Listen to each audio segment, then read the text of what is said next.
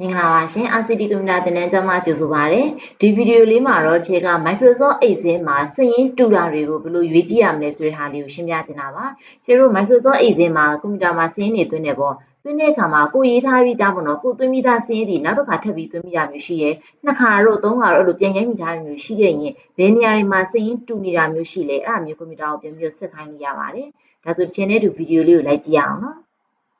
ဒါဆိုရင်အခုခြေက Microsoft Excel လေးဖွင့်လိုက်တယ်ဒီမှာခြေရိုက်ထားတဲ့စီရင်လေးပေါ့နော် IT Star Computer Sales Center ဆိုပြီးစာရေးထားပါတယ်ပစ္စည်း9မျိုးရှိတယ်1ကနေ9ထိအခုခြေသိချင်တာကပစ္စည်းအမျိုးအစားတွေပစ္စည်းနာမည်တွေမှာတူနေတဲ့နာမည်ရှိလားဆိုတာခြေသိချင်တာလေအဲ့ဒါဆိုရင်ဒီမှာချင်းမှာရှိနေတဲ့နာမည်တွေကို selection မှတ်ထားလိုက်နေအောက်ကနာမည်တွေကို select မှတ်ဒါအချင်းကနာမည်ဆိုဥပမာစစ်ပြရနော်တကယ်တချို့တွေကကုတ်နံပါတ်ဆိုရင်ကုတ်နံပါတ်တူတာစစ်တာလားဘောင်ချနံပါတ်တူတာရှိသလားဘယ်ဟာမဆိုစစ်လို့ရတယ်နော်အခုချင်းကနာမည်နဲ့စစ်ပြတာ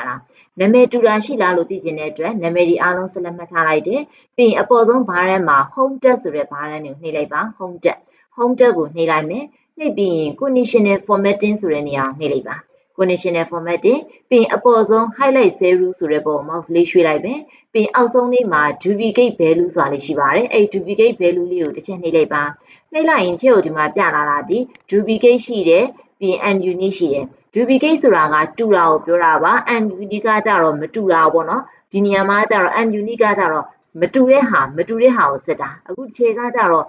တူတဲ့ဟာကိုစစ်ချင်တာနှစ်ခါသုံးခါစင်းသွင်းထားတာရှိလားအဲ့ဒါကိုသိချင်လို့လေအဲ့တော့ duplicate လို့နှိပ်လိုက်တယ်ပြီးရင်ဒီဘက်ဘေးလေးမှာအယောင်ဘာယောင်နဲ့ပြမလဲအနီလားအဝါလားအစိမ်းလားစသဖြင့်ကိုကြိုက်တဲ့အယောင်လေးကိုရွေးပေးပါပြီးရင် okay လို့ပြောလိုက်ဒါဆိုရင်အခုဒီမှာချင်းမှာကြည့်လိုက်မယ်ဆိုရင်ခြေ Lenovo ဆိုရင်ခြေမှာစင်းနှစ်ခါသွင်းမိထားတယ် Sony laptop စင်းနှစ်ခါသွင်းမိတယ်အဲ့တော့ဒီလိုမျိုးစင်းနှစ်ခါသွင်းထားတာမျိုးရှိလားလို့စစ်တာပါနော်အခုခြေလောက်ထားတဲ့ဒီအယောင်တွေကိုမကြိုက်လို့ပြန်ဖြတ်ချင်ရင်ဒီ conditional formatting ကိုပဲပြန်သွားမယ်အောက်ဆုံးမှာ clear rule ဆိုတာရှိပါတယ် clear rule from select cell ဆိုတဲ့နေရာကိုနှိပ်လိုက်ပါဒါဆိုပြန်ပြတ်သွားနိုင်မယ်ဟုတ်ပြီဒါဆိုရင်ခြေကမတူတဲ့စင်းပေါ့နော်နှစ်ခါလုံးဝထပ်သွင်းထားတဲ့စင်းမဟုတ်ဘူးတစ်ကြိမ်စီပဲသွင်းထားတဲ့စင်းကိုရှာခြင်းတယ်ဒါဆိုရင်ဒီနာမည်ကို select မှတ်မယ် conditional formatting highlight ဆက်ပြီးအောက်ဆုံးက duplicate value duplicate ဆိုတာထပ်နေတာလေထပ်ခါသွင်းထားတဲ့စင်းကိုပြောတာဒီတစ်ခါလုံးဝမထပ်ဘူးတစ်ကြိမ်စီတစ်ခွက်စီပဲသွင်းထားတဲ့စင်းကိုသားချင်းရှာခြင်းတယ်ဆိုရင်အဲ duplicate ဘေးကမြားလေးကိုဖွင့်လိုက်ပြီးရင် ununique ဆိုတဲ့ unique ဆိုတဲ့အားလေးကိုနှိပ်လိုက်ပါအကြောင်းလေးကတော့ဒီဘက်မှာရွေးလို့ရတယ်နော်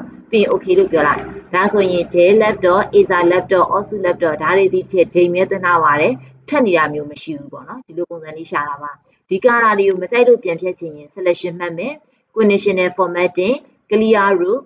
from select cell လို့ပြောလိုက်ဒါဆိုရင်ပြတ်သွားပါလိမ့်မယ်ဒါဆိုငါပုံမှန်တိုင်းလေးဖြစ်သွားပါပြီလိုက်လို့ကြည့်ကြပါရမယ်လို့မျှော်လင့်ပါတယ်တကယ်လိုက်လို့ကြည့်လို့အဆင်မပြေလို့ရှိရင် share တို့ page မှာပဲလာပြန်မေးလို့ရတယ်နော်ဒီဗီဒီယိုလေးကကိုယ့်အတွက်တစုံတရာအကျိုးရှိခဲ့တယ်ဆိုရင်တခြားသူတွေသိရအောင်လည်း share တို့ဗီဒီယိုလေးကို share ပေးပါ share တို့ရဲ့ RCT page လေးကို follow မလုပ်ရသေးဆိုလို့ရှိရင်လည်း like and follow လေးလုပ်ထားပေးကြပါ